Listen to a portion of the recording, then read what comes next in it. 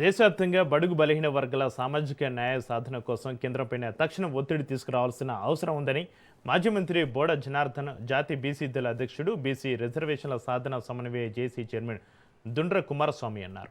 మాజీ మంత్రి బోడ జనార్దన్, దుండ్ర కుమారస్వామితో పాటుగా 20 బీసీ కుల సంఘాల నేతలు కలిసి తెలంగాణ రక్షణ సేన పార్టీ అధినేత్రి కవితతోటి మర్యాదపూర్వకంగా భేటీ అయ్యారు.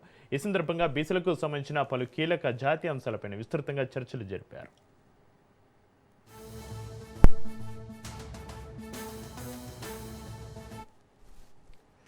ఈ సమావేశంలో బీసీ రిజర్వేషన్లు, జనగణనలో ఓబీసీ వర్గాలకు ప్రత్యేక కాలం లేకపోవడం, మహిళా రిజర్వేషన్ బిల్లులో ఓబీసీ మహిళలకు అన్యాయం వంటి అంశాలు ప్రధానంగా చర్చకు వచ్చాయి. జనగణనను రాజకీయంగా చూడొద్దని చెబుతున్నప్పటికీ అందులో బీసీలను స్పష్టంగా గుర్తించకపోవడం అన్యాయమని నేతలు అభిప్రాయపడ్డారు. బీసీల ఆర్థిక, సామాజిక, విద్య, ఉద్యోగ స్థితిగతులపైన సమగ్ర డేటా లేకుండా అభివృద్ధి ప్రణాళికలు ఎలా రూపొందిస్తారని ప్రశ్నించారు.